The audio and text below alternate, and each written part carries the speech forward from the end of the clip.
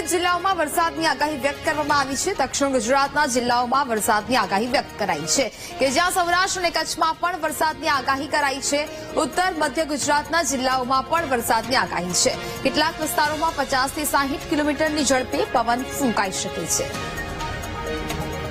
તો દક્ષિણ ગુજરાતના જિલ્લાઓમાં પણ વરસાદની આગાહી। સુરત અને નવસારી તાપી ખાતે પણ વરસાદ થઈ શકે। નર્મદા, ભરૂચ, સુરત, વલસાડ ખાતે વરસાદની આગાહી છે તે કરવામાં આવી છે। તાપી, ડાંગ, રાજકોટ, જૂનાગઢ ખાતે પણ વરસાદ થવાની સંભાવનાઓ છે। અમરેલી, ભાવનગર, ગીર સોમનાથ અને બનાસકાંઠામાં પણ વરસાદની આગાહી વ્યક્ત કરાઈ છે।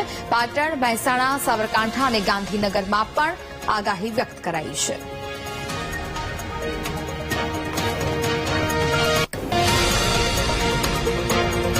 હવામાન વિભાગની આગાહીને પગલે દ્વારકા દરિયામાં અસર જોવા મળી રહી છે। આગાહીને પગલે દ્વારકાના દરિયામાં ભારે કરંટ જોવા મળ્યો છે। ભારે પવન ફૂંકાતા દરિયામાં ઊંચા મોજા ઉછળ્યા।